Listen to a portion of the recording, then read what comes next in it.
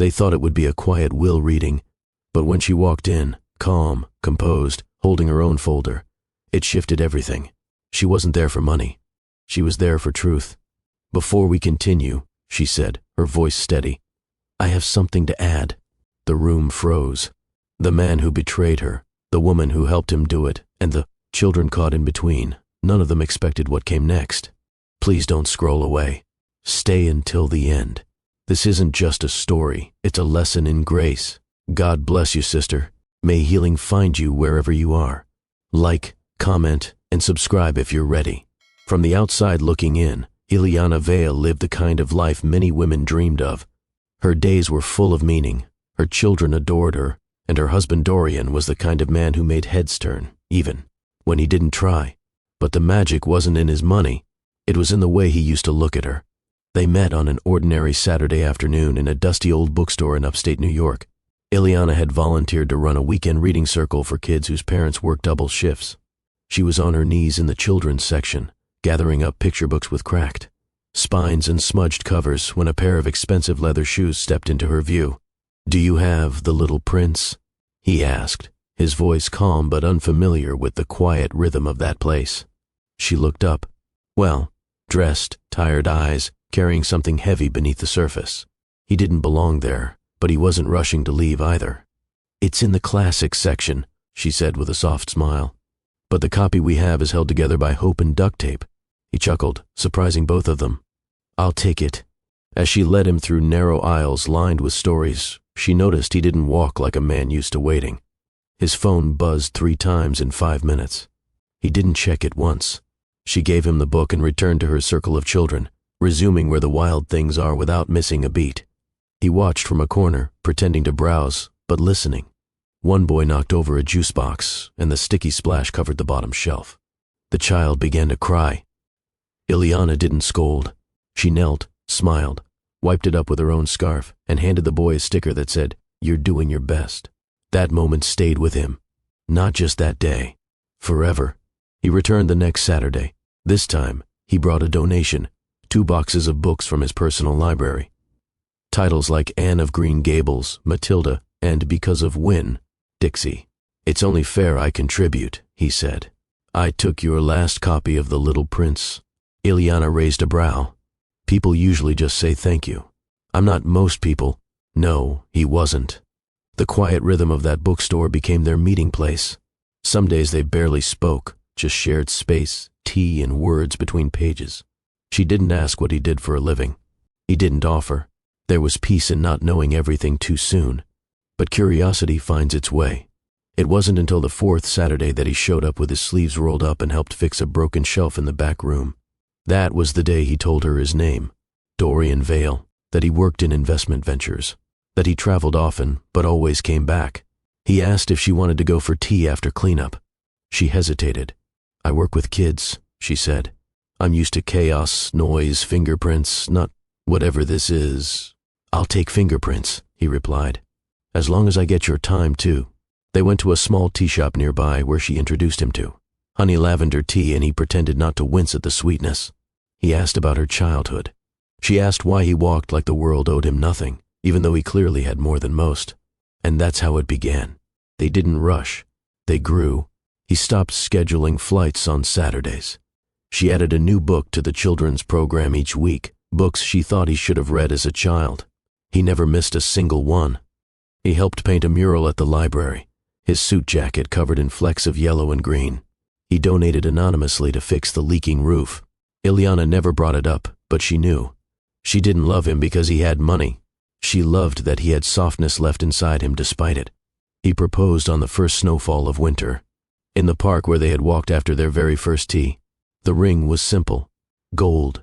No diamonds. He'd asked her once what kind of ring she dreamed of, and she said, "One that doesn't cost more than a library grant."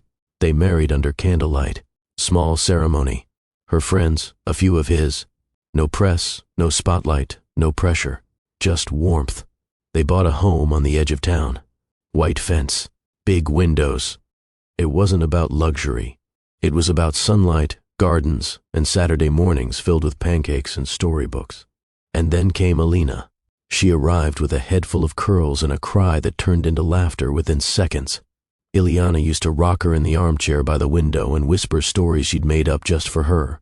Dorian never missed a bedtime, at least not at first. He sang lullabies off-key and gave the best horsey rides, even in his dress shoes. 2 years later came Reese, who clung to Ileana like she was the whole world. He had Dorian's eyes and a laugh that made neighbors pause on their morning walks. Their home smelled of cinnamon and crayons. There were toys in the bathtub, sticker charts on the fridge, and little shoes always misplaced by the back door. There were days when Ileana would watch Dorian toss Alina in the air and catch her like the wind, and she'd wonder how she got this lucky. She'd been a girl raised by a single mother who never had time to read her bedtime stories. Now she was the woman making them up, night after night, in a house she prayed for and never thought she'd deserve. Their love wasn't loud. It was the kind that left notes on the kitchen counter, that held hands in the car, that sat in silence on tired days and still felt full. But love, as she would later learn, can change form. Not because it wasn't real, but because people do. The seasons rolled on like quiet pages turning. Ileana never needed grand declarations. She found comfort in the small consistencies, morning kisses that tasted of coffee, Dorian fixing the loose step on the porch without being asked, watching him braid Alina's hair clumsily while she fed Reese mashed bananas. She didn't care about brand names or first-class tickets. Her love language was presence. Dorian had given her that, at least in the beginning. He'd always traveled, part of the job, but when the children were young, he made the effort to be home. He'd fly in for birthdays, cancel meetings to attend Alina's preschool performance. He once sat through a 3-hour ballet recital, watching 20 toddlers twirl, like confused butterflies, just to cheer when Alina curtsied at the end. They were happy, not perfectly, but genuinely. There were disagreements, of course. Ileana wasn't naive. She didn't believe in flawless marriages. She believed in trying, in staying kind, even when tired, in choosing to return again and again to the same promise. And for a long time, Dorian chose her back. Their home was filled with little rituals, pancake Sundays, no phones at dinner, bedtime stories read in turns. Dorian would carry Reese up the stairs, kiss his forehead and whisper, "Good night, little lion." It wasn't just the children who felt loved. Ileana did too. He would brush a strand of hair from her face and say, "How did I get this lucky?" She'd laugh, half blushing. "You bought a used bookstore membership card." But as Alina grew tall enough to help in the kitchen, and Reese began building castles out of cereal boxes, Ileana noticed things. Small at first, Dorian's laughter came less easily. His phone, once ignored during bedtime, started buzzing again, and this time he answered. Pancake Sundays became hit or miss. He was still affectionate, but distracted. Still present, but pulled. "I'll make it up to you," he'd say. And he did. For a while. He booked them a weekend cabin getaway just before their 7th anniversary. He helped Reese build a cardboard rocket ship. He read Charlotte's Web out loud to Alina, even though she'd already read it twice. But these moments began to feel like patches. She wasn't sure when she first felt the shift.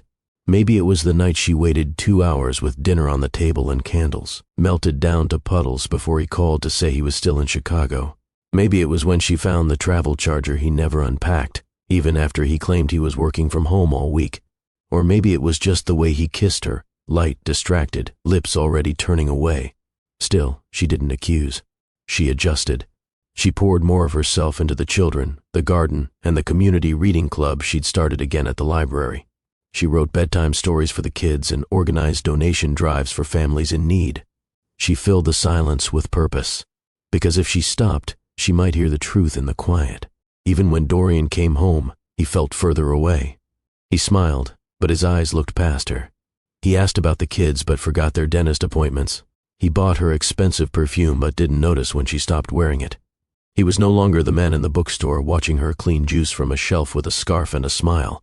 He was a man with layers of responsibility, stretched thin, distant, and yet somehow still there. And Ileana, for all her warmth and patience, began to feel like furniture in her own life. Essential, but unseen. She never shouted. She never accused. That wasn't her way. But she noticed, and noticing was its own kind of pain. At night she lay in bed beside him, listening to his even breaths as he slept, while she stared at the ceiling, replaying moments and wondering when love began to look so much like habit. One evening, after putting the kids to sleep, she sat alone in the kitchen with a cup of chamomile tea. The house was quiet, the kind of quiet that doesn't feel restful, but hollow. She ran her fingers along the rim of her mug and whispered into the empty room, "Is this just a phase? Or is this the beginning of something I can't name yet?"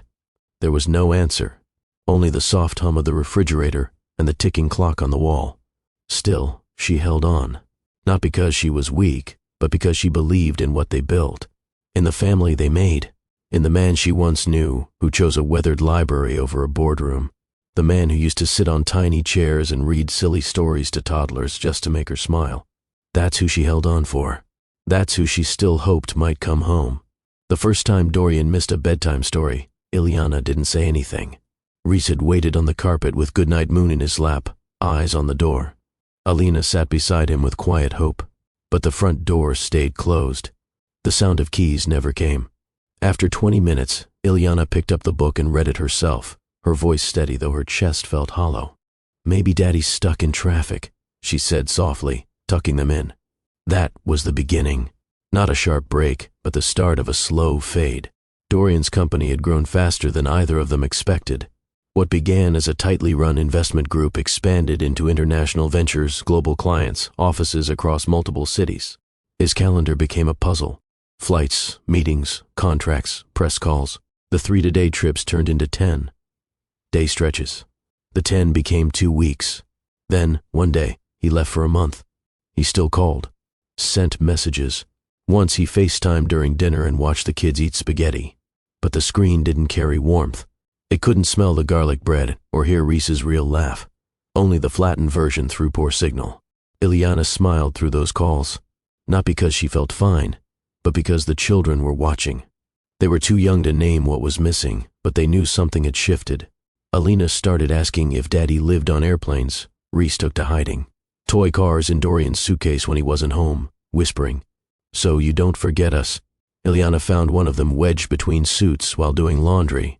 She held it in her palm for a long time. Dorian tried, in his way.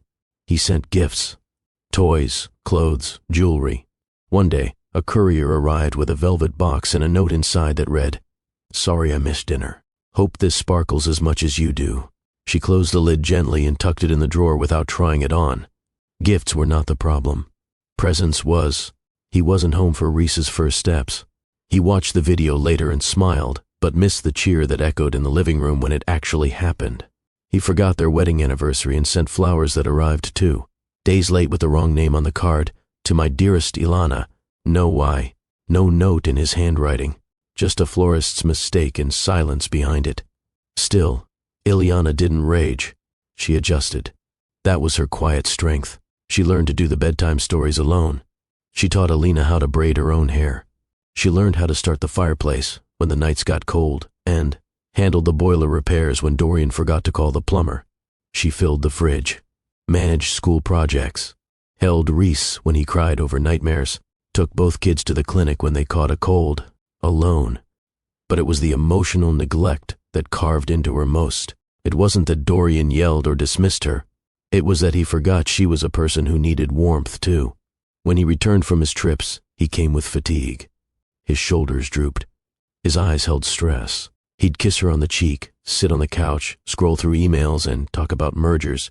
He stopped asking about her writing group.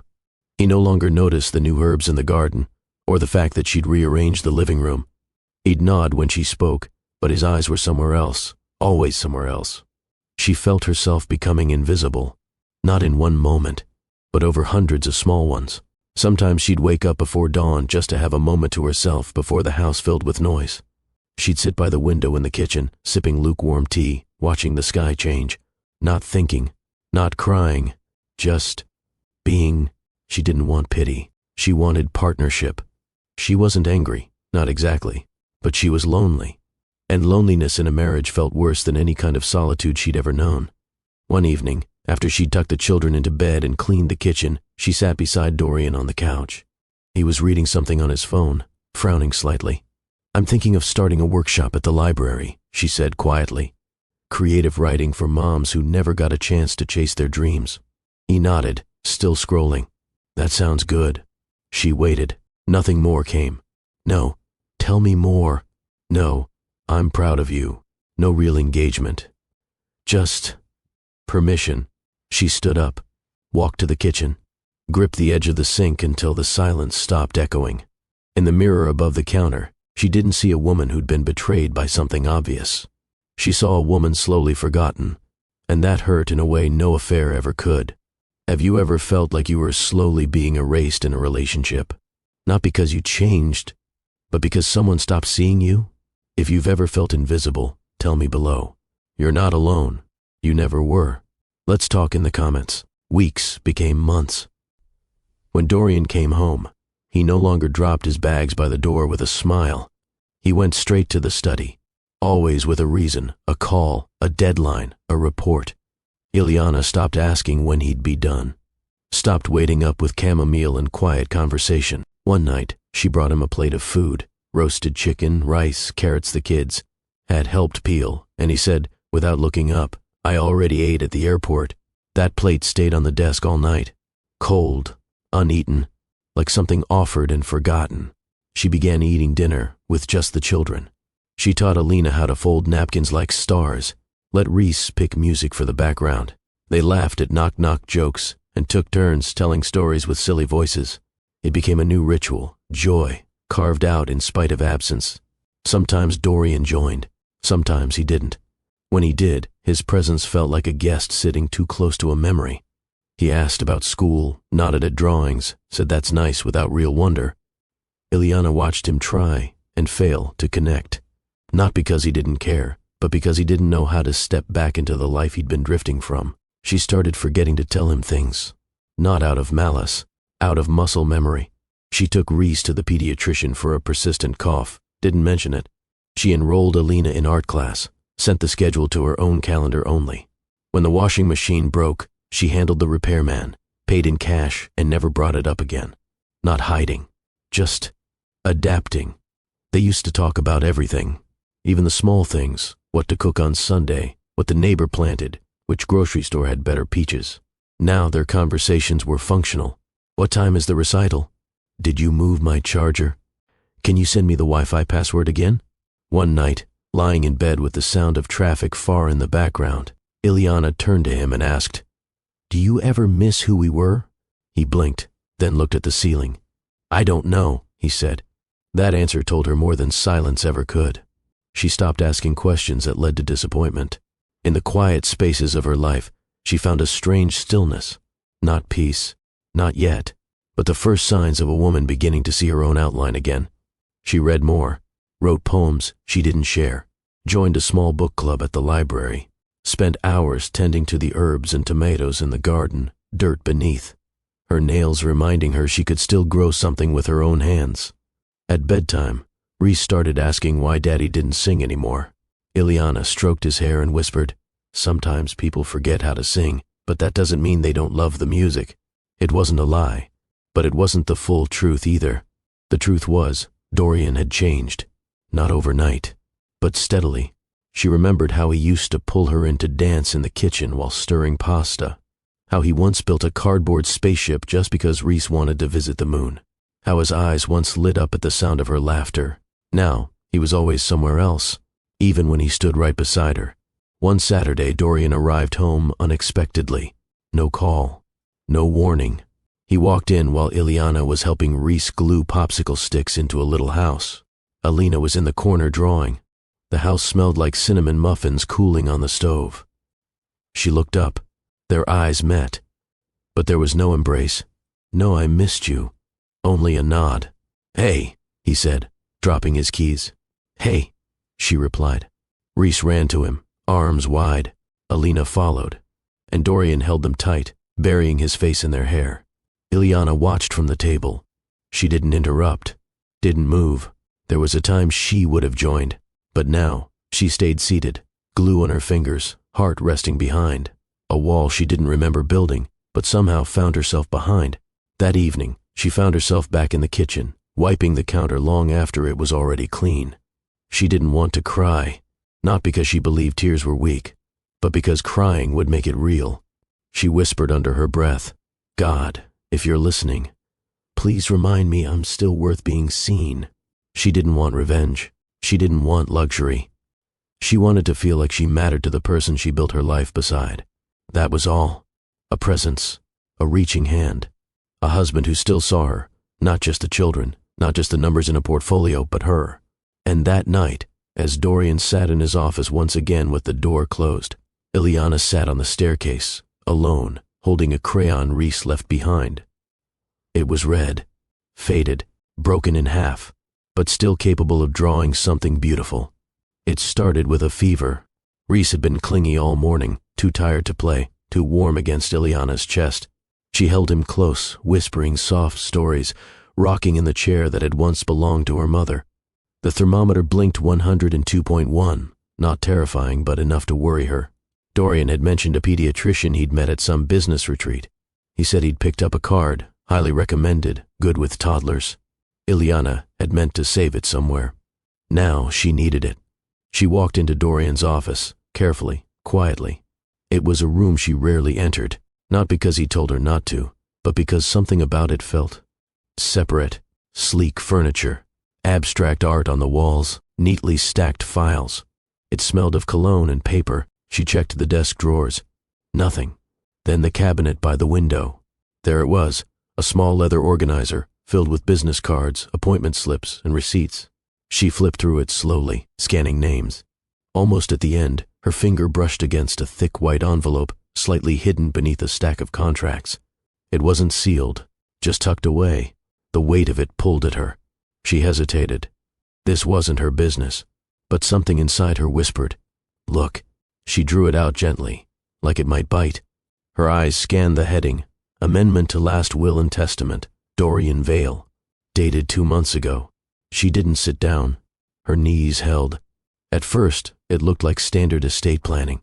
Her name appeared. Alina and Reese too. But then she saw Celia Moreau, listed clearly, not a distant cousin, not a trustee, beneficiary and caregiver to minor dependents. 2 more names followed. Kai Moreau Vale, age 7, Lena Moreau Vale, age 5. Her fingers went still. She read it again, then again. The paper didn't change. The names didn't disappear. 2 children, a woman, an entire life she'd never known existed, written out in legal ink. The floor didn't fall beneath her. There was no scream, no plates shattering against walls, only silence, the kind that wraps around you when grief hasn't found a voice yet. She let the document slip from her hand. It drifted to the floor without drama. She stared at it like it was fiction, a bad script, a nightmare she'd wake up from if she could just breathe deeply enough. But nothing about this was imagined. Reese whimpered from the bedroom. She moved, instinctively, picked up the paper, slid it back into the envelope, placed it exactly where she found it. Her baby needed her. Whatever this was, whoever Celia was, would have to wait. She wiped her face. She hadn't realized tears had started falling. In the room, she took Reese's temperature again, still high. She stroked his back gently, humming an old lullaby her grandmother used to sing. Her voice didn't shake, but her heart, it had begun to crack. By morning, Reese's fever had eased. He curled against her in bed like a puppy, one arm across her chest, breathing softly. Ileana hadn't slept. Not really. She'd spent the night tracing cracks in the ceiling, feeling the press of truth where safety used to live. Her eyes were dry, but her body felt heavy, like something inside her had folded inward. She didn't bring it up that day. Didn't text Dorian. Didn't call. She cooked oatmeal, washed dishes, folded laundry, helped Alina with her reading log, smiled when Reese asked if he could have another popsicle because sick boys get 2. The envelope stayed where she found it. She hadn't touched it again. She didn't need to. The names were burned into her memory now. Celia Moreau, Kai Moreau Vale, Lena Moreau Vale. The ages haunted her, 7 and 5. That meant the girl was born when Ileana was pregnant with Reese. The boy, before. Her stomach tightened. She gripped the sink and counted backwards from 10 until her breathing slowed. He had children with another woman. While they were married, while she was building bedtime forts and packing school lunches and waiting for him to come home. And he never told her. Not once. Not in all these years. She thought about the necklace he'd sent on their forgotten anniversary, the missed birthdays, the last-minute business trips, the flowers signed with the wrong name. She thought about the look in his eyes when she asked if he missed who they used to be, and how he'd said, "I don't know." Now she did. He'd been building 2 lives. And she, faithful, loyal, hopeful, Ileana had only ever built one. She sat on the couch after putting Reese down for a nap and stared at her hands. They didn't shake, but they felt unfamiliar, like they belonged to someone else, someone foolish, or maybe just someone trusting. She wasn't sure which felt worse. Later that afternoon, she stood in front of the hallway mirror, not to check her reflection, just to look. The woman staring back had changed. There was no breakdown, no shouting, no smashed picture frames, but there was a shift, a hardening, not out of bitterness, out of survival. She brushed her hair, changed into a sweater, and went to pick up Alina from school. On the drive home, Alina asked if Daddy was coming back from his trip soon. Ileana smiled. "I think so." Alina nodded and turned to watch the trees pass by. That night, Ileana sat at the edge of the bed while the children slept and opened her notebook. Not to write poetry, not to write stories, just notes, questions. Did she know about me? When did it start? Why did he stay? Why did he hide it? What else haven't I seen? She underlined the last one twice, not because she doubted her instincts, but because she finally realized he had counted on her not to look. 3 days passed. She didn't ask where he was, didn't check his location, didn't call. When Dorian finally walked through the door, he carried a bag over one shoulder and glanced at his phone as he set his keys down. "I'm home," he called casually. Ileana was in the kitchen, washing a dish that had already been cleaned once. She didn't reply. He peeked in. "Hey." She looked over, gave a small nod. "The kids are upstairs. How's Reese? Still coughing?" "He's better." Silence stretched between them. Dorian cleared his throat and walked into his study. She listened to the door click shut. Then she walked to her bedroom, closed the door behind her, and sat at her desk. Slowly she pulled out the small file folder she'd prepared the night before. Not just the will. She'd printed emails, ones she found archived in their shared account, old flight confirmations, a transfer receipt to someone named C. Moreau, photos, nothing romantic but telling, a birthday party invitation addressed to Kai and Lena. The handwriting on the envelope was familiar. She wasn't compiling evidence to shame him. She was building a mirror, one he couldn't look away from. That night, while folding laundry, she placed the file on the table and stared at it for a long time. She had imagined this moment so many ways. Crying, screaming, throwing things, but none of those things felt like her. She wasn't here for revenge. She wasn't even sure she was here for answers. She was here for clarity, because when a woman has been kept in the dark long enough, her eyes adjust. And once she begins to see, there's no going back. The next day she kept the kids busy. They baked cookies, took a walk to the park, colored the driveway with sidewalk chalk. Ileana smiled through it all, but a part of her was already somewhere else. She was no longer just a mother. She was a woman preparing for a reckoning. That evening, after the children were in bed and the kitchen lights were dim, she placed the folder at the center of the dining table and sat down. She didn't call him. She waited. The sound of his footsteps finally came. Dorian entered the room, rubbing his neck. "You're up late." She nodded toward the table. "I think you know what that is." He froze. Then, almost imperceptibly, his chest rose with a slow inhale. He didn't reach for the folder. Didn't ask what she meant. Didn't lie. His silence answered everything. "Do you want to tell me who Celia is?" she asked quietly. "Or should I read it aloud?" His shoulders dropped. He sat down slowly, as if his body suddenly remembered its weight. "I never meant for it to go this far," he said. She tilted her head. "How far did it go?" He ran a hand over his face. "It was before you. At least it started that way. We weren't serious. I walked away when we got married. And the children?" Her voice was even. "She came back, said she was pregnant. I didn't believe her at first, but the tests, she sent them. I didn't know what to do. So you hid them from me." "I didn't want to lose you." Ileana almost laughed. Instead, she folded her hands. "No. You didn't want to deal with the truth." He looked down. I've supported them quietly. I visit when I can. It's never been serious between me and her. I swear." She let the silence stretch again, not because she didn't have more to say, but because sometimes silence does the work better than words ever could. Finally, she spoke. "You rewrote our life, on paper. You made decisions for our future, our children's future, without even giving me the dignity of being part of it. I thought I was protecting you." "No," she said. "You were protecting yourself." His voice cracked. "I never stopped loving you." Her eyes locked on his. "You don't get to say that. Not anymore." She stood up, took the folder, and walked out of the room. That night, she slept in Reese's bed. Not because she was angry, because she needed to feel love that didn't ask her to shrink. Reese stirred once in the night and wrapped his arms around her neck, warm breath against her cheek, and for the first time in days, Ileana let herself cry, but only for a few minutes, because morning was coming, and in the morning she would begin the next step, one not driven by emotion but by quiet, steady power. She had no plans to destroy Dorian. She had no plans to cover for him either. Truth would have to walk into the light, and she would be the one to open the door. Dorian came back on a Tuesday.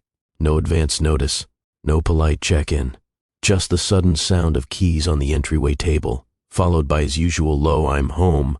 Ileana stood at the sink, hands deep in soapy water, her back to the door. She didn't flinch, didn't speak, just rinsed another dish and placed it in the drying rack. He stepped into the kitchen. "You're quiet," he said lightly, hanging his coat. "Kids asleep?" She nodded. He poured himself a glass of water, sipping it slowly, eyes roaming the room. "I thought I'd be back by Sunday," he added, almost as an apology. She dried her hands, turned, looked at him, really looked. He didn't meet her eyes. "Where did you stay?" She asked, not accusingly, just asking. "Conference suite. Downtown." He didn't lie, but it didn't matter, because everything else had been. She pulled out the folder she'd placed in the drawer 3 days ago, set it on the table, opened it. He stopped moving. "I know," she said. "About Celia, about the children." For a long moment, he said nothing. The only sound was the hum of the fridge and the quiet clock ticking on the wall. Then, "Ileana." She raised her hand. "No, don't try to walk me backward with words." He lowered his eyes. She sat, calm, in control of herself, even as the ground beneath her had shifted. "I spent years building a life with you. Not perfect, not polished, but real. We made promises, we made children, we made a home." He stayed standing. "You chose to cut it in half, quietly, on paper. You redrew the map of our lives without telling the person holding the other end of it." Dorian exhaled slowly. "It wasn't meant to hurt you. Everything meant to be hidden ends up doing exactly that." She paused. "I want you to hear me very carefully, Dorian. I am not asking you to explain. I'm asking you to listen." He nodded slowly. She opened the folder fully now, laying out timelines, documents, screenshots. She wasn't flinging accusations. She was laying down facts. Her voice remained low, clear. "I don't hate you," she said. "I hate what you did with my trust." He sat down finally, like the weight of her calm had pulled him down more forcefully than any shouting could. "How long?" she asked. He looked up. "Since Kai was born." She didn't blink. "So, the entire time. Since Reese, since our second anniversary. Since the mural at the library, since pancakes on Sundays and story time and dance recitals. You carried this." He nodded once. "Did she know you were married?" "Yes." Her jaw tightened. "Not from jealousy, from the injustice of it all. Did you ever think, just once, that I deserved to know before a legal amendment told me? I didn't know how. You knew how to structure trusts. You knew how to wire money to her account. You knew how to show up for them. I tried to protect everyone. No, you tried to keep everything. That's not protection. That's possession." He looked like he might cry, but she didn't. "Not here. Not now." She stood again, her voice steadier than it had ever been. "I'm not going to scream.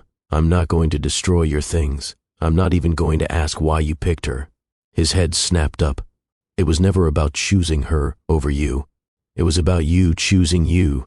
She turned toward the hallway, stopping only to say, "There will be a formal reading of the will, with all of us present. You, her, me, the children. Ileana, if you don't agree to it, I will go public. And I promise you, I will do it with dignity. He said nothing. She walked away. The door to their bedroom closed behind her. She didn't cry right away. She stood in the middle of the room, still holding the folder, staring at nothing in particular. Her hands began to shake before her lips did. Only when she sat on the edge of the bed did the first tear fall. Not loud, not dramatic, just quiet. Grief has a sound. But sometimes it's silence. It wasn't just about the betrayal. It was about how easily he carried it, how normal he'd made it look, how he came home from another woman's children and tucked in his own, kissed her cheek, and ate soup at the table she sat. She buried her face in her hands and let it all fall. Anger, sadness, confusion, shame. Yes, even shame. Not because she had done anything wrong, but because something inside her whispered, "You should have seen it coming." But how could she? He had held her hand while Reese was born. He had stood beside her during her mother's funeral. He had smiled into the lens of every holiday photo like nothing was missing, except his honesty. Eventually, the tears slowed. And when they did, she breathed. Deep, long, clear. She walked to the bathroom, washed her face, and stared at her reflection. This time, she didn't look away. "I see you now," she whispered. The woman in the mirror wasn't broken. She was awake. Over the next few days, Ileana moved with purpose. She reached out to a lawyer, not to fight, but to learn. She gathered the children's documents, set up meetings, not because she was preparing for a courtroom, but because she needed control over the part of her life that was still hers. She did not bring it up to Dorian again. He slept in the guest room now. Not by request. He simply knew. They passed each other in hallways like co-workers. Polite, careful, mechanical. He tried once, one night, to say something. She had just finished brushing her teeth when he stood in the doorway. "I'm sorry," he said softly. "I know that doesn't fix anything." She didn't turn around. "Go get some sleep." He didn't try again. On Saturday, she sat the children down. They were in their pajamas, fresh from the bath, cheeks glowing. Alina was brushing a doll's hair. Reese was chewing on a blanket, his legs swinging off the couch. "Daddy and I are going to have a meeting soon," she said carefully. "With some other people." "Are we in trouble?" Alina asked. "No, sweetheart, not at all." "Is Daddy in trouble?" Reese asked. She smiled gently. "No one's in trouble. But sometimes adults need to talk about grown-up things, and sometimes those things aren't easy." They nodded, in that way children do when they don't fully understand, but trust you anyway. She kissed their foreheads, and in that moment she felt her strength return in pieces, not from control, from clarity, from doing what needed to be done, not to hurt, not to punish, but to protect. That night, she called Dorian into the living room. She handed him a printed letter. "This is the date and location for the formal will reading. I've requested everyone to be present. That includes her and the children." He stared at the paper for a long time. "She'll fight this. She's welcome to try. She'll bring lawyers. I'll bring truth." Dorian looked up at her. "Ileana, if you do this, the whole story—" "I'm not ashamed," she interrupted. "You should be." He looked away. "I'm not doing this to embarrass anyone," she continued, "especially not those kids. I'm doing it because if I stay quiet, I teach my children that betrayal deserves silence, and I won't raise them to accept that." His eyes shone, but he said nothing. She nodded toward the door. "We'll see you there. Let me ask you something, sis. If you discovered your husband had a second life hidden behind contracts and charm, what would you do? Would you confront him quietly? Would you go public? Would you walk away? Drop your answer in the comments below. Not because there's one right move, but because your voice matters. Don't hold it in. Say it out loud." The boardroom was too quiet. The table stretched long and polished, lit by a row of overhead fixtures that hummed faintly. Tall windows overlooked the city, but no one was looking out. Ileana sat near the far end, Alina on her left, Reese on her right. Both children were dressed neatly. Shoes shined, hair brushed. They didn't know exactly what this meeting was about, but they understood that it mattered. Dorian stood by the window. His suit was perfect. His posture, not so much. Across from Ileana sat the family lawyer, kind, older, discreet. He avoided unnecessary glances. He had been part of the estate planning for years, and Ileana suspected he knew more than he'd ever admit. The door opened. She stepped in. Celia Moreau, younger than Ileana expected, effortlessly styled, a quiet confidence in her walk that said she was used to rooms like this, even if she didn't belong in them. She held the hands of two small children, Kai and Lena. They looked like kids do at that age, restless, curious, completely unaware of the weight hanging in the air. Ileana's eyes didn't go to Celia. They went straight to the children. She smiled, genuinely, softly. They smiled back. Then Celia sat across the table, her eyes flicking briefly to Dorian, then to the lawyer. "I was told this was a standard update," she said. Ileana folded her hands. "No, it's not." The lawyer cleared his throat and opened the file in front of him. "We're here to review the most recent draft of Mr. Vale's estate plan, as amended 2 months ago. Present are the legal spouse, children from both households and named beneficiaries." He began reading. Assets, properties, trust accounts, everything stated neatly, clinically. To Miss Celia Moreau, he said, a trust of $25 million is established, as caregiver to minor dependents. That's when Ileana leaned forward. "Before we continue," she said calmly, "I'd like to add something." The room stilled. Even Dorian looked uncertain. She opened the folder she'd brought and laid it neatly on the table. Inside, a timeline, emails, transaction records, copies of flight bookings, photographs, not to embarrass. To clarify, she looked at Celia. "Did you know he was married when you told him you were pregnant?" Celia didn't answer. "Because I have emails here," Ileana continued, "from you to him, demanding support, mentioning my name, threatening exposure if your conditions weren't met." The lawyer shifted uncomfortably. "I'm not here to tear anyone apart," Ileana said. "Especially not these children. They're innocent. I hope they live joyful lives. But the rest of us, we're grown, and grown people are accountable." Dorian lowered his gaze. She turned to her own children. "I want Alina and Reese to remember this moment," she said, "not because of what was done to me, but because of what I chose to do with the truth." Celia's expression faltered. Ileana continued, voice low and unwavering. "I didn't come to fight over money. I came so the lies would end in the same room they were protected in." Then she looked at Dorian. "You rewrote your will. Now, I've rewritten my silence." She stood. "Continue without me," she said to the lawyer. "This chapter belongs to you all now." She took her children's hands and walked out. In the elevator, Alina looked up. "Mommy, are you okay?" Ileana smiled gently. "I'm finally becoming—" The conference room was cold, not in temperature but in tone. Neutral-colored walls, heavy glass doors, a long oak table with too many chairs. There was no artwork, no family photos, no comfort. Only contracts, briefcases, and clipped greetings. Ileana arrived first. She wore navy blue, structured, clean, and simple.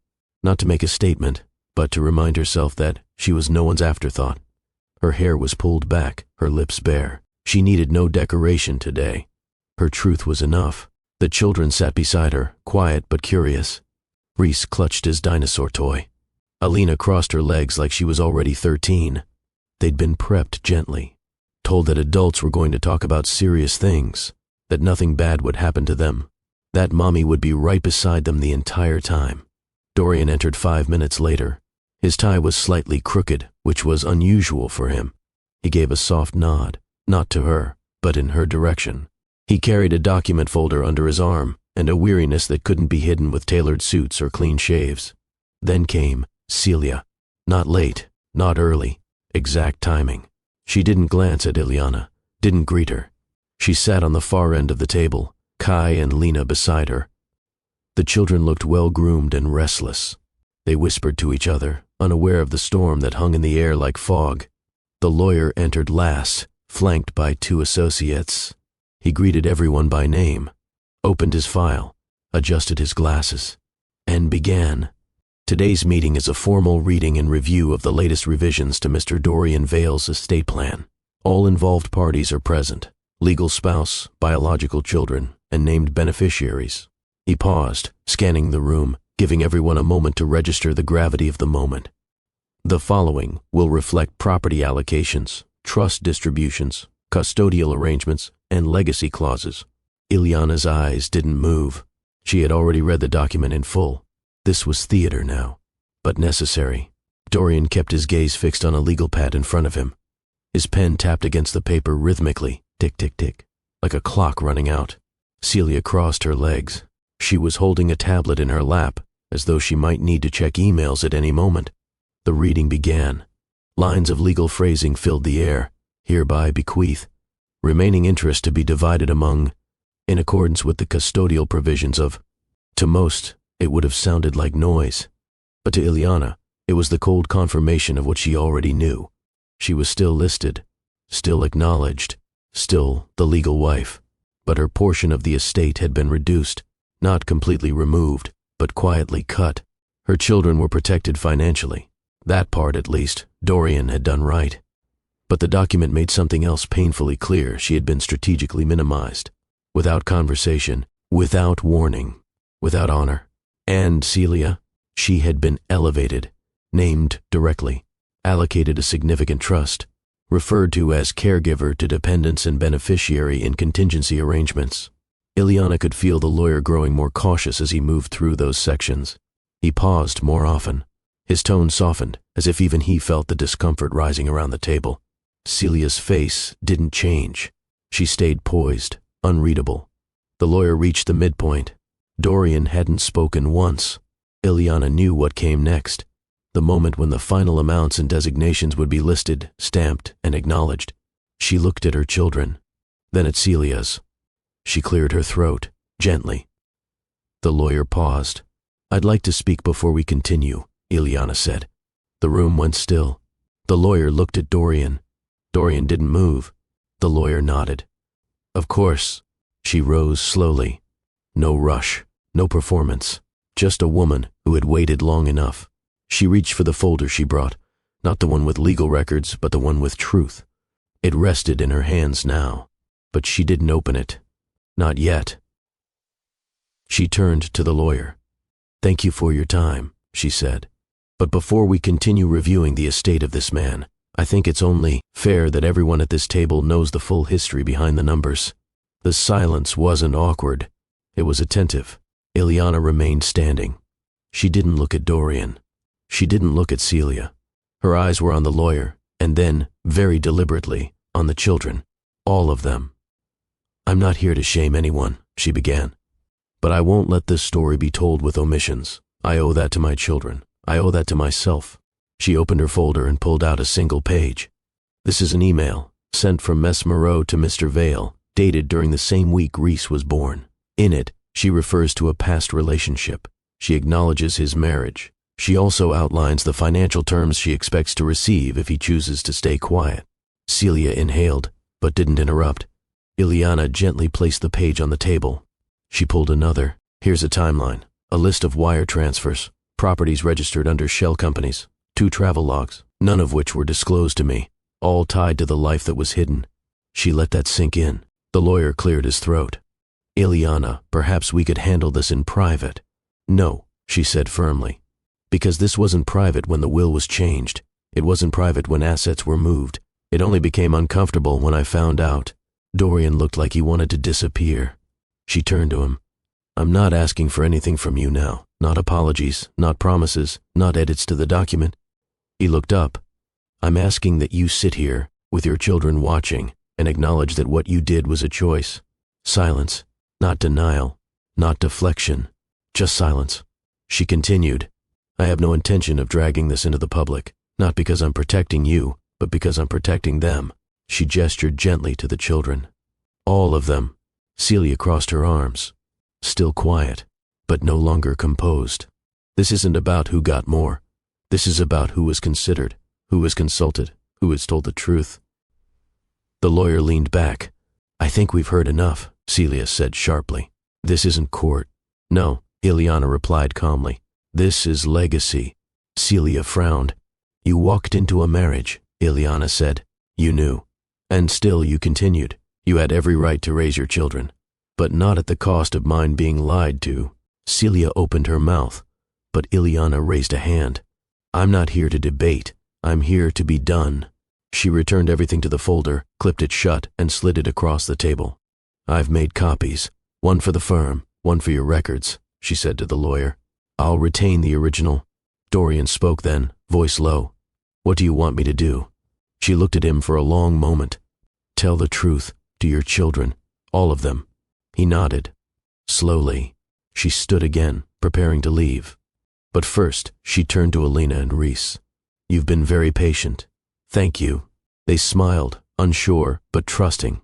To Kai and Lena, she offered a gentle glance. No cruelty, no distance, just quiet understanding. Then she turned back to Celia. "I wish you peace. But not at the cost of my silence. Not anymore." And with that, she left the room. The door closed behind her, not like an ending, but like a seal. She wasn't walking away in defeat. She was walking away finished. The room didn't feel the same after Ileana left.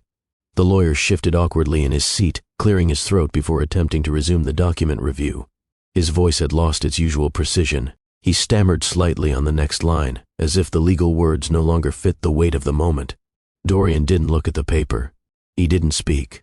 He sat still, hands folded in front of him, staring at the folder Ileana had left behind, as if it might speak to him, as if it might help him find the version of himself he used to be, back when life felt simpler and love didn't require repair. Kai asked his mother, "Can we go home now?" Celia said nothing. The silence from her was no longer strength. It was unraveling control. Her fingers tightened around the edge of her tablet. She had nothing to say now that the truth was out loud. Dorian stood slowly. "I think we should end the meeting," he said. The lawyer hesitated. "There are still some provisions left to—" "I said we're done." His voice wasn't raised, but it was final. Celia glared at him. "So she gets to walk in, shame us all, and leave like some hero?" Dorian turned to her, exhausted. "She didn't shame anyone. She told the truth. We just didn't expect her to." She scoffed. He looked down at Kai and Lena. "They deserve to know that their lives don't have to begin in silence. I should have done better." The children didn't fully understand what was unfolding, but they felt the shift, the tension in their mother's jaw, the regret in their father's voice. It would take years for them to process this day, but one day, they would remember who told the truth and who avoided it. Outside, Ileana stood in the sunlight with her children. Reese was blowing bubbles into the breeze. Alina was humming a tune, spinning slowly on the sidewalk. "Are we going home now?" Alina asked. Ileana smiled softly. "Yes, baby, we are." She held their hands as they walked toward the car. Every step forward felt like closure, not because everything had been resolved, but because she no longer carried it alone. That evening, as the children napped on the couch after a long, emotional day, Ileana stood by the kitchen window, washing the same cup twice. She didn't hear Dorian come in, but she knew it was him the moment the air changed. He stood a few feet away, hands in his pockets, eyes fixed on the floor. "I didn't know what to say in there," he began. She kept drying the cup. "I'm not looking for a way back," he added. I need you to know I heard every word." She turned, calm. "Good. I was a coward." She didn't argue. "I thought I could manage both sides of my life, that as long as I was providing, no one would get hurt." "You thought silence was kindness," she said. "It never is." He nodded. "I was selfish." "Yes, I'm sorry." She looked at him, not with bitterness, but with finality. "I believe you, but I also believe it changes nothing." He blinked. "You made 1,000 decisions without me. You edited me out of my own life, quietly, slowly, with no warning, no honesty." He stepped forward slightly. "I want to do right by them now, not just with money, with time, with truth." "Then do that. And you?" She gave him a long, level look. "I don't need you to do right by me. I'll handle that part." He nodded again. It was the first time he looked truly humbled. She walked past him, back toward the living room. "I won't stop you from seeing the children," she added over her shoulder. "But it will be on my terms. No more secrets, no more explanations after the fact." He understood, said nothing more. At the door, he paused. "I did love you." She turned only slightly. "I know." And with that, he left. No slam, no final word, just the sound of shoes on tile. And then silence. But this time, the silence didn't sting. It settled. Later that night, Ilyana tucked the children into bed. Alina looked up. Did Daddy do something wrong? Ilyana brushed a curl away from her daughter's face. Yes, sweetheart. He made a lot of mistakes. Is he still my dad? Always. But, are you okay? Ilyana smiled. Not the smile she gave out of politeness. The real one. I'm more than okay. I'm honest. And that means I'm free. Reese turned over in his sleep, mumbling something about cookies. She kissed them both and turned out the light. Her steps were lighter than they had been in months. Not because the pain was gone, but because the truth had finally been spoken. She had chosen dignity, not for the world, but for herself. Can we talk honestly for a moment? Have you ever kept quiet just to keep the peace, even when your heart was breaking?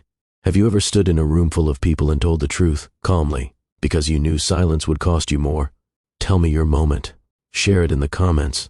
Someone else needs to hear that truth is still worth telling. The house felt different now. Not louder, not quieter, just clearer. It was as if something had been lifted from the air, an invisible weight Ilyana had carried for too long without realizing how much it had cost her. There were still routines, breakfasts, school drop-offs, laundry, bedtime stories. But beneath the ordinary, something had shifted. She had shifted, not into a new version of herself, but into a version she hadn't seen in years. One who didn't wait to be chosen. One who didn't measure her worth in someone else's availability. She stopped trying to hold the house together with silence. She let herself speak when she was tired. She let the kids eat cereal for dinner on Tuesdays. She bought sunflowers for the kitchen table, not to brighten the space, but because she liked them. One afternoon, while organizing the children's closet, she came across a box of baby clothes, tiny socks, a bib with faded lettering, Reese's first onesie. She sat on the floor, holding it against her chest for a long moment. She had given so much of herself for this family, and she would never regret that. But from now on, she would give to herself too. Dorian texted the next week. Can I take the kids this Saturday? Just a few hours, no distractions. She stared at the message for a minute before replying. Yes, pick them up at 10, drop off at 3, please don't be late. He arrived on time. Reese ran to him without hesitation. Alina walked slower, more thoughtful, watching him with quiet curiosity. Ilyana opened the door and gave a small nod. Nothing more. Thank you, he said. For what? For letting me try? She didn't respond. He took their hands and walked away. He didn't glance back. And that, oddly, was when she finally exhaled, because she didn't need his gaze to feel whole anymore. He began showing up regularly. Not every day. Not with flowers. Not with dramatic apologies. But with consistency. Soccer games. Parent-teacher meetings.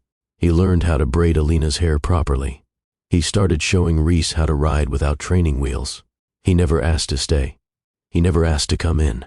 He knew this version of their relationship, co-parents with boundaries, was the only version left. And surprisingly, it worked. When he came to the door, she'd say hello. When he left, he'd say goodbye. Nothing more, nothing less. It wasn't forgiveness. It was reality, and she could live with that. That same month, she returned to the local library. Not as a mother, not as a volunteer, but as a woman with her own name. She signed up to lead a writing workshop, once a week, open to anyone who needed space to rediscover themselves on paper. It filled quickly. Women from all over town came with journals, trauma, jokes, half-written dreams. They laughed. They cried. They wrote letters to people they'd never send. They wrote stories that finally included themselves. And Ilyana? She began writing again too. Not just stories for her children, but stories for herself. Stories with beginnings, middles, and endings that she controlled. Stories with truth. It happened on a Wednesday afternoon. Ilyana was dropping off a box of children's books at the community center. The same center where she used to bring Reese for toddler playgroups. The same one she stopped visiting once everything began to shift in her life. Now she was back. Books in her arms, cardigan sleeves rolled up, keys between her teeth. She nudged the door open with her hip. "Let me help you with that," a voice said. A man stepped forward, hands outstretched. He took the box effortlessly and carried it to the front desk. She gave a polite smile. "Thank you. No problem." Heavy for books, he said, wiping his hands. You donating a library? Just the part my kids have outgrown. He nodded. Well, good for you. Most people keep things they no longer use just in case. She tilted her head. I've kept enough. I'm learning to let go. He didn't pry, just smiled. I'm Calder, he said. I run the woodworking classes in the back room. Toys, simple stuff. Most of the time I end up fixing wobbly chairs. Ileana. He repeated her name once, like it mattered to get it right. Well, Ileana, you ever need a shelf fixed, I'm around. She chuckled lightly. Do shelves that carry emotional weight count? His eyes crinkled. That's my specialty. She walked away smiling. Not because anything had started, but because for the first time in a long time, nothing was missing in the moment. Just ease. No spark. Just breath. Over the next few weeks their paths crossed again. In passing. At the front desk. In the hallway where the art supplies were stored. Once at the grocery store, where he helped her reach a box of cereal from a high shelf. They didn't flirt. They didn't force conversation, but she noticed his calm, the way he listened more than he spoke, the way he knelt when talking to children, the way he repaired things without needing attention for it. One Saturday, Reese spotted Calder while she was dropping off flyers. That's the toy man, he shouted. Calder waved, crouched down, and handed Reese a small wooden frog. I made extra, he said. Thought he might like one. Reese was thrilled. Alina gave a quiet smile, studying him with quiet curiosity, the way she did with people she hadn't decided on yet. Ileana thanked him. He shrugged. It's just a frog. No, she said. It's kindness. They left. She didn't look back. But this time, she wanted to. Back home, as she unpacked groceries and folded laundry, she found herself humming. Not out of obligation, not to fill silence. Just because she felt light. She wasn't rushing toward anything, not building a future with someone, not opening her heart just yet. But she was open to noticing again, and that was enough for now. The following month brought no miracles, just rhythm. Dorian picked the kids up every Saturday at 10. He returned them at 3, sometimes earlier, never later. He didn't linger. He didn't ask for extra time. He followed the boundaries she set. At school, he showed up for conferences, sat through a full spelling bee without checking his phone once, signed permission slips on time.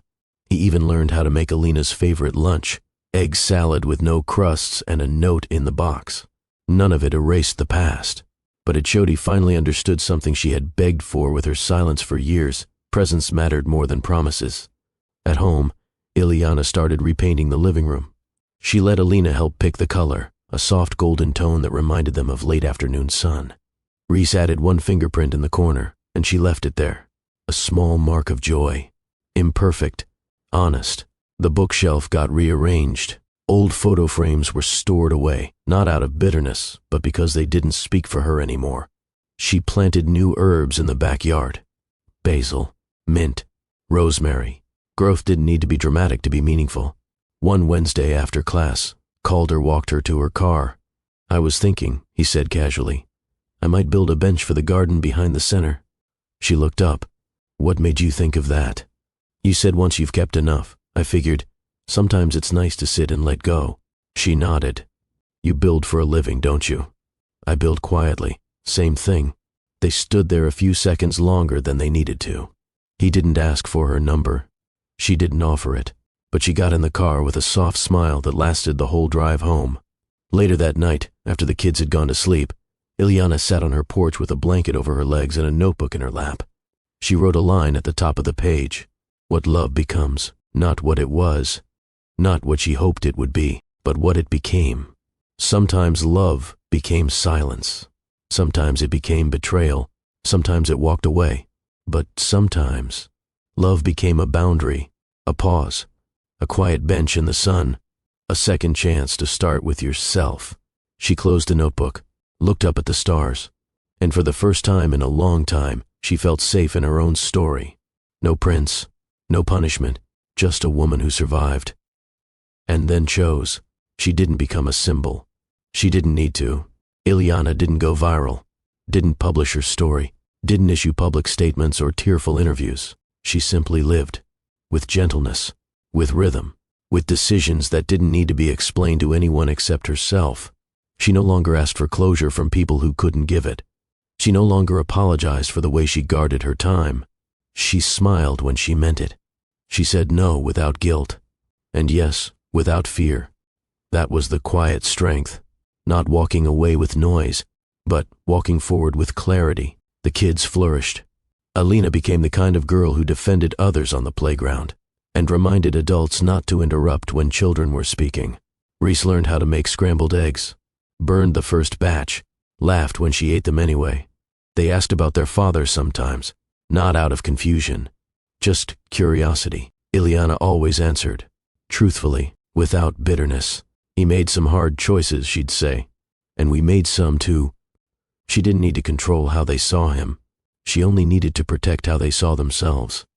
Dorian kept showing up, not perfectly, but consistently. Dentist appointments, soccer games, winter concerts, sometimes late, but present. He never tried to step back into the life they once shared. He seemed to understand, finally, that what they had was closed, not in anger, but in completion. Ileana respected that. She respected the version of him that was learning how to rebuild trust through small, thankless acts. Ooh, he wasn't her partner anymore, but he became something else, someone who understood the cost of silence. Calder never pushed. He remained steady, fixing things quietly, listening without judgment, teaching kids how to carve birds out of wood.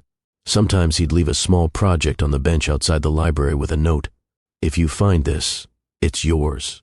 Once he left a wooden bookmark with her name on it. She placed it in her journal and didn't mention it.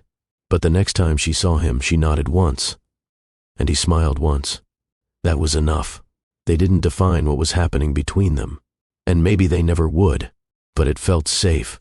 And after everything, safe felt like everything. One evening, after putting the children to bed, Ileana sat outside with a mug of tea. The air was quiet. The stars distant but present. She thought about the version of herself who once waited by the door, unsure if he'd come home. The woman who had adjusted until she couldn't recognize her own shape, and she whispered softly to that version of herself, "You did your best, thank you, but you don't need to keep waiting anymore." That was her final release, not of him, but of the person she became trying to hold what was already breaking. She built a new rhythm. Sundays were for long walks, Mondays for writing. Wednesdays, she let the kids pick dinner. Thursdays, she wore red lipstick just because. Fridays, she volunteered at the library again. Saturdays, she slept in. She didn't chase healing. She practiced it, with boundaries, with joy, with space. Not every day felt light, but none of them felt small anymore. When someone asked her, months later, "How did you get through it all?" she smiled gently and said, "I didn't get through it. I grew because of it." And that became the truth she lived by, because not all endings are meant to break you. Some endings simply remind you that you were never supposed to stay there forever. Love is not what people say, it's what they protect. If they protect their comfort over your peace, that's not love, it's fear. Secrets don't just hide truth, they rewrite your story without permission. And one day, you have to take the pen back. Grace is not weakness. Saying less isn't losing. It's knowing when your silence speaks louder than their explanations. Your children are always watching, and the way you carry pain becomes the way they learn to carry their own. Forgiveness is not a reunion. Sometimes it's just the quiet decision to stop bleeding over the same wound. She never wanted revenge. She wanted peace. She got it, not through his apology, not through anyone's validation, but through the moment she realized she already had everything she needed to begin again. And she did. If this story reached something inside you, don't keep it to yourself. Drop a comment. Tell us what stood out. Tap the like button. It tells the algorithm that stories with depth matter. Subscribe to Mr. Ross Story Trail for more stories that speak to the soul, not just the screen. Your voice matters here, and your healing matters too.